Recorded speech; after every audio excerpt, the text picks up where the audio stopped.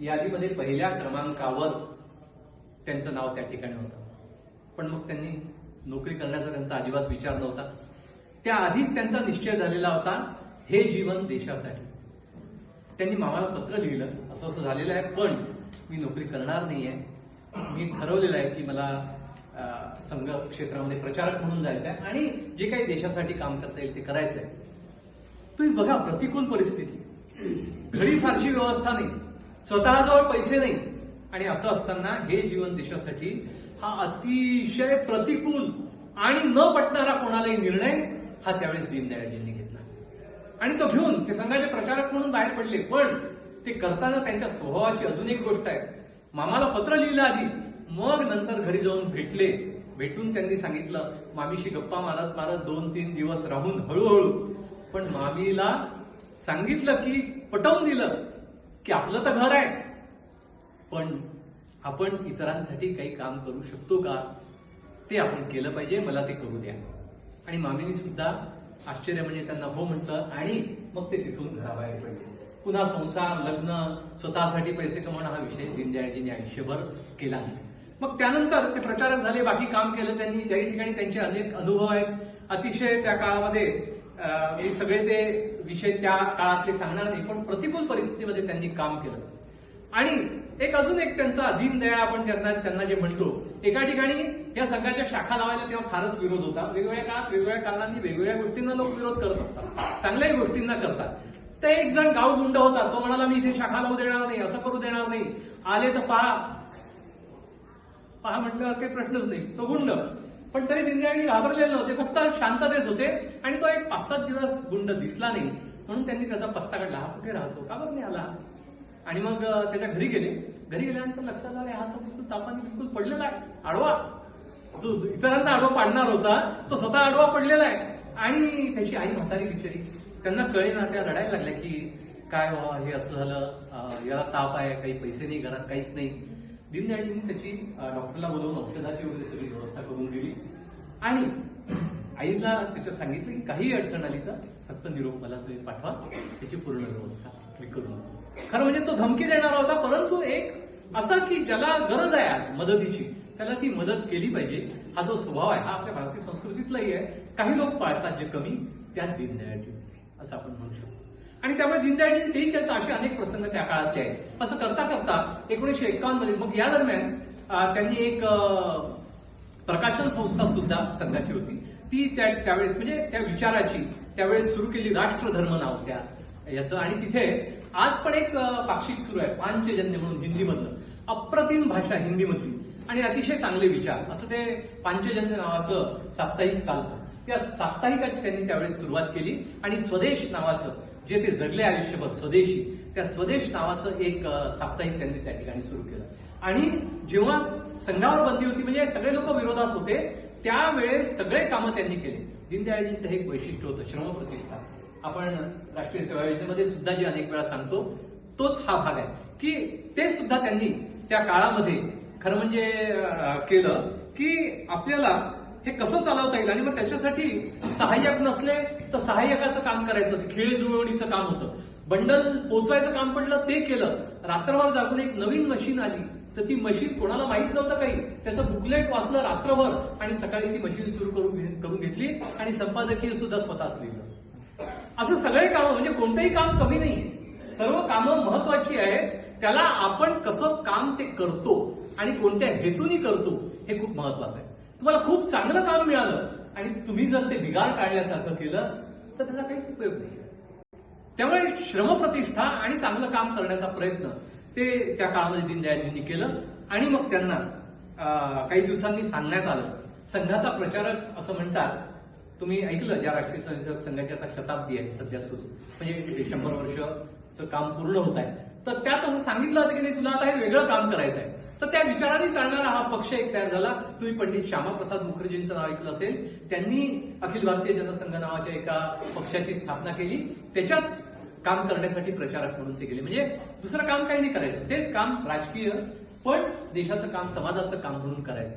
आणि तिथून ते जवळपास 1967 पर्यंत महामंत्री होते त्या पक्षाचे आणि 1 वर्ष फक्त शेवटचे राष्ट्रीय अध्यक्ष राहिले. ते पूर्ण पडद्याच्या मागे राहून त्यांनी त्या काळात काम केलं. पंडित दीनदयाळजींच्या जीवनामध्ये त्यांचे फोटो शोधून सापडत नव्हते एकट्याचे, इतकं फोटोपासून ते दूर राहिले. आणि कार्यकर्त्यांना मात्र त्यांनी मोठं केलं. त्याला फोटोमध्ये बोलवणं, तिथला जो स्थानिक कार्यकर्ता असेल त्याला मोठं करणं, हे सगळं काम या काळामध्ये त्यांनी पुढच्या सगळ्या काळात केलं. तर असे हे दीनदयाळजी यांनी त्या काळामध्ये जो विषय मांडला आणि जो आज महत्वाचा आहे त्या काळात झालेला, तो आहे एकात्म मानव दर्शन. आणि तो विषय काय आहे तर आपल्या भारतीय संस्कृतीमध्ये, भारतीय जीवन पद्धतीमध्ये आपण ज्या अनेक गोष्टी मांडतो त्याच खरं म्हणजे या सगळ्या एकात्म मानव दर्शनामध्ये आहे. त्यातल्या फक्त अगदी ठळक कल्पना थोडक्यात तुम्हाला सांगणार आहे, कठीण करून सांगणार नाही. तर त्या एकात्म मानव दर्शनामध्ये आपण माणसाच्या जीवनाचा विचार करतो. आपण सगळे सांगतो माणूस म्हणजे काय आहे, शरीर, बुद्धी, मन, शरीर, मन, बुद्धी आणि आत्मा, अशा 4 गोष्टी आपण सांगतो. शरीर, मन, बुद्धीपर्यंत आपण सहज पोहोचतो. आत्मा म्हटलं की आपल्याला वाटते की आपल्या पलीकडची काहीतरी गोष्ट आहे, न दिसणारी गोष्ट आहे. त्याच्यामुळे हे 4 गोष्टी आपल्याला माणसाच्या संदर्भात दिसतात. आपल्याला माणसाचे 4 पुरुषार्थ सांगितले आहे भारतामध्ये: धर्म, अर्थ, काम आणि हा मोक्ष जो आहे तोही आपल्याला दूर वाटतो, आपल्या काही संबंध नाही असं आपल्याला वाटतं, पण 4 पुरुषार्थ आहेत. आणि व्यक्तीपासून जर आपण पुढे पुढे गेलो, व्यक्ती छोटी युनिट, घटक, पुढे जायचं म्हटलं तर व्यक्ती, समाज, राष्ट्र म्हणजे देश, आणि देश किंवा राष्ट्र म्हणून आपण सध्या सोयीपुरतं, आणि मग समष्टी हा जो एक शब्द येतो समाज, आणि मग सगळ्यात शेवटी येतं सृष्टीच्या पलीकडे परमेष्ठी. तिथेही आपल्याला वाटतं आपला काही संबंध नाही आहे. पण दीनदयाळजींनी सांगितलं या 12 गोष्टी मी ज्या म्हटल्या आता 12 शब्द आहेत फक्त दीनदयाळजींच्या पूर्ण तत्वज्ञानाचा आधार. तर या 12 शब्दांच्या आधारावर आणि अजून 2 शब्द त्यांनी सांगितले, चिती आणि विराट. त्यात मी जास्त जाणार नाही, तुम्हाला एकाच शब्दात चिती म्हणजे काय ते सांगतो एका वाक्यात.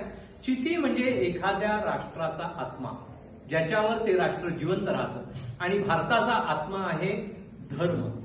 धर्म म्हणजे उपासना पद्धती नाही, फक्त उपासना पद्धती हा धर्माचा एक भाग असतो.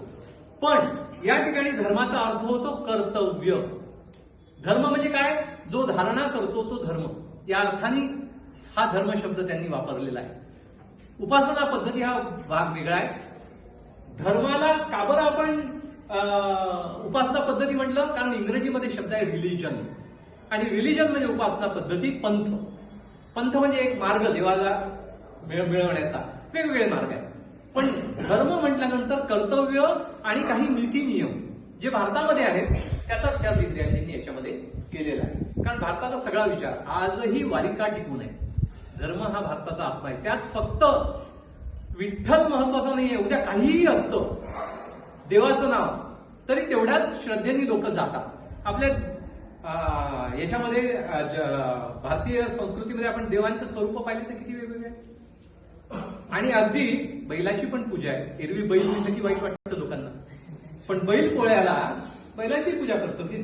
तर अशी ही आपली संस्कृती आहे की महत्व ज्या गोष्टीचं आहे त्याला आपण देवाचं स्वरूप दिलेलं आहे. तर तो विषय वेगळा. आपण म्हणू की हे जे धर्म ही म्हणून चिती, तर आपलं चित्त, आपला प्राण कशात आहे देशाचा, तर तो कर्तव्यामध्ये, नीती नियमांमध्ये भारताचा आहे. आणि हेच आपल्याला जगाला द्यायचं आहे. जगाला आपण हेच देऊ शकतो. आज आपल्याकडे देण्यासारखं जगाला हे आहे, असं त्यांनी या ठिकाणी या सगळ्या एकात्म मानव दर्शनामध्ये मांडलं. तर एकात्म मानव दर्शनात ते पुढे त्यांनी जे म्हटलंय, तर आपण थोडंसं या पहिल्या गोष्टीपासून येऊ. शरीरापासून जर आपण सुरुवात केली तर फक्त शरीराच्या सुखाने माणसाचं होत नाही. सगळं खायला दिलं. एक कम्युनिझम नावाची हे आहे, एक विचार प्रणाली आहे. त्या विचार प्रणालीत काय म्हटलं जातं की जेवायला मिळणं, अन्न हे सगळ्यात महत्वाचं आहे. मनुष्याचं भरण पोषण आणि शरीर हे सगळ्यात महत्वाचं आहे. ते झालं की झालं. मग गप्पा चाललेल्या होत्या. तर असंच एक जण सांगत होता की बस रोटी सबसे, रोटी महत्वाचीच आहे, नक्कीच आहे. मित्र म्हणाला ठीक आहे, उद्यापासून तुझी व्यवस्था केली, चांगलं अन्न, एकदम तुला पंचपक्वान्नाचं जेवण रोज मिळेल. फक्त म्हणे एक अट आहे. काय अट आहे? तुला म्हणे मी नंतर घराच्या बाहेर येऊन दारात उभे राहिलो आपण की मी 2 शिव्या देईन, लोकांना ऐकू येतील अशा. तो म्हणे एकच काय चालेल? तर म्हणे अरे सगळ्यात महत्वाची जर भाकरी आहे, रोटी आहे, अन्न आहे, देतो ना तुला, फक्त शरीराचं सुख मिळाल्याने किंवा गरज पूर्ण झाल्याने माणूस सुखी नाही होत, समाधानी नाही होत. हा, ती आवश्यकता आहे. म्हणून शरीराचं पोषण आवश्यक आहे. आपण सगळी फॅशन करतो, तरुणांनी केलीही पाहिजे. पण fashion is not the end, तो शेवट नाही. फॅशन ही आवश्यकता तेवढ्या पुरती, कपडे घालणं ही तेवढ्या पुरती आवश्यकता असते. केस असे लावू का असे लावू का उभे ठेवू, तेवढ्या पुरती चांगलं आहे. चांगलं करणं, वेगळं करणं हा माणसाचा स्वभाव आहे, त्यातून आनंद मिळवला पाहिजे. पण हा आनंद क्षणभंगूर आहे, तितक्या पुरता आहे, तो टिकणारा नाही आहे. कारण रोज ती हेअरस्टाईल करावी लागणार आहे वगैरे वगैरे सगळ्या गोष्टी त्याच्यामध्ये येतात. तर शरीराचा भाग काय आहे की शरीराचे आनंद कोणतेही असो ते वारंवार निर्माण होतात आणि मग त्याच्या पुढे आपण जात नाही. मग मनाचे आनंद आहे. पण मन कसं आहे, मन वढाय उभ्या पिकातलं ढोर, किती हाकला फिरू येई पिकावर, तेही महत्वाचं आहे. पण त्याचंही मर्यादा आहे, त्याला मर्यादित ठेवावं लागतं. बुद्धीनी सांगावं लागतं आणि मनाला थांबावं पण लागतं. कारण आहे, मन काय म्हणतं, महिलांचं मन तर फार अजून पलीकडे जातं त्याच्या. आपण म्हणजे ज्याला आपण म्हणतो सर्व लोक, मनुष्याचा स्वभाव आहे त्याला वाईट वाटतं, जळतो थोडासा. पण महिलांचं म्हणजे इसकी साडी मेरे साडी से सफेद कैसी, इथपासून सुरुवात होते आणि मन असं वाहत जातं आणि आपलंही जातं, बाकी यांचंही जात असतं. परंतु मुख्यत्वे सांगितलं गमतीचा भाग आपण सोडून देऊ.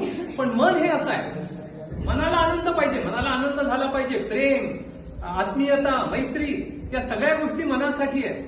पण मग त्या किती याचा विचार करावा लागतो. आणि मन सुद्धा काय होतं माहितीये का, आपण म्हणतो मन नाही रमून राहिलं, चांगलं खातोय पितोय सगळं चांगलं आहे, मन का बरं नाही रमत आहे. तर मन चंचल असल्यामुळे त्याला काहीतरी लगाम घालावा लागतो. जसा घोड्याला लगाम लागतो तो बुद्धी देत असते. म्हणून मनाचेही सगळे चोचले आपल्याला पुरवता येत नाही. जसं मनाचवर नियंत्रण आहे, विवेकानंदांनी तेच म्हटलेलं आहे आणि सगळ्या मोठ्या व्यक्तींच्या जीवनामध्ये आपल्याला हे दिसतं. तर हा भाग मनाचा आहे. मग बुद्धीवर आपण येतो. बुद्धी महत्वाची आहे आणि बुद्धीने खूप कामं होतात जगातले, प्रचंड कामं होतात. आज अमेरिकेची दादागिरी सुरू आहे त्याचं कारण पहिलं एक आहे, बुद्धीनी त्यांनी टेक्नॉलॉजीमध्ये सगळ्या गोष्टी केल्या. आणि अमेरिकेचं वाईट काय आहे, त्या राष्ट्राला आधार नाही काही त्या देशाला, आणि आधार नसल्यामुळे व्यक्ती महत्वाची असल्यामुळे तो पुढे व्यक्तीमध्ये भाग येणार आहे. दादागिरी जगावर करायची असल्यामुळे एवढं सगळं असूनही वाया चाललेलं आहे. आणि म्हणून ट्रम्प तात्या सगळ्या जगाला वेठीला धरतायत, हे आपल्याला सगळ्यांना दिसत आहे. बरोबर आहे. म्हणून बुद्धी असावी, बुद्धीचं तरकट नसावं. एकाच बस नाही म्हणजे नाहीच, काही हो असं करता येत नाही. त्याला कुठेतरी स्टॉप असतो. त्यामुळे बुद्धीला सुद्धा मर्यादा आहे, त्याला आपण थांबवलं पाहिजे. मग आत्मा हा विषय, जर शरीर मन बुद्धी नीट काम करेल आणि हे सगळे आहे, तर आतमध्ये काय आहे माझ्या आणि इतरांच्या आतमध्ये काय आहे. एका व्यक्तीला दुसऱ्या व्यक्तीविषयी आत्मीयता का वाटते, प्रेम का वाटतं, तो जो काही धागा आहे ज्याला एनर्जी म्हणतात, आजकाल औरा म्हणतात किंवा एनर्जी फील्ड म्हणतात, हे सगळं म्हणजे ती ऊर्जा, तो आत्मा आहे. ती सगळ्यांमध्ये सारखीच आहे. आपण म्हणतो की ईश्वराचं रूप किंवा ईश्वराचा अंश आपल्यामध्ये आहे. ते काय जर असेल तर ते. आणि स्वामी विवेकानंदांनी एका ठिकाणी म्हटलेलं आहे, सगळे धर्म जसं नद्या, सगळ्या नद्या वाहत शेवटी सागराला जाऊन मिळतात, सगळे धर्म शेवटी एका ईश्वरी तत्वापर्यंत जातात, असं त्यांनी म्हटलं होतं शिकागोच्या भाषणामध्ये आणि सर्वत्र इतर सुद्धा. तर म्हणजे प्रत्येकाच्या मनामध्ये असणारं ते एक स्पिरिट एकच आहे, अंश आहे तो. आणि एनर्जीचं काम काय, किती स्प्लिट करा, शेवटी ती एनर्जी कायम राहते, त्याचे तुम्ही पार्टिकल्स कितीही करा. तर त्या पद्धतीचा हा आत्मा आहे. म्हणजे याच्या पलीकडे आत्मिक आनंद, आणि तो आहे देण्यात. आणि ते आपल्या इथे फार सोप्या पद्धतीने सांगितलेलं आहे की घराच्या समोर कोणी याला भुकेला असेल त्याला अन्न द्या. राष्ट्रीय सेवा योजना पुन्हा एकदा दशसूत्री जर त्याची पाहिली तर तहानलेल्याला पाणी द्या, आणि ते सहज देण्यासारखं ज्ञान देत आहेत, सतत ज्ञान द्या. जगामध्ये देण्यासारख्या गोष्टी आपल्याजवळ आहेत, आपल्याला दिसत नाहीत कारण आपण देण्याचा विचार करत नाही म्हणून. पण असं नाहीये की भारतामध्ये देत नाही. आत्तापर्यंत देण्याचा स्वभाव आपल्या देशामध्ये चांगला होता. म्हणून ब्रिटिश येईपर्यंत 1700 काहीपर्यंत आपल्या देशात दुष्काळाने एकही व्यक्ती मेल्याची नोंद कोणत्याही प्रवाशांनी केलेली नाही. जगात कोणत्याच प्रवास वर्णनामध्ये वर्णन नाही की दुष्काळ पडला आणि माणूस मेला. कारण तेव्हा कितीही दोष समाजामध्ये असतील तरी माणसाला मरू नाही दिले गेले, प्राण्यांना सुद्धा नाही मरू दिले गेलं शक्यतो. तर असा हा आपला देश आहे की दुष्काळ पडला तर काय करायचं, धान्याचं कोठार उघडं करायचं. केलं असेल शोषणाने, पण आता गरज काय आहे, त्याला आपल्याला काहीतरी द्यायचं आहे, कारण तो मेला नाही पाहिजे. माझ्या गावातला माणूस आहे, माझ्या गल्लीतला माणूस आहे, जे काय असेल तर हे सगळं, तर ह्याला म्हणतात शेवटी हा आत्मा काम करतो इथे एकमेकांशी जी आपली गुंफण आहे.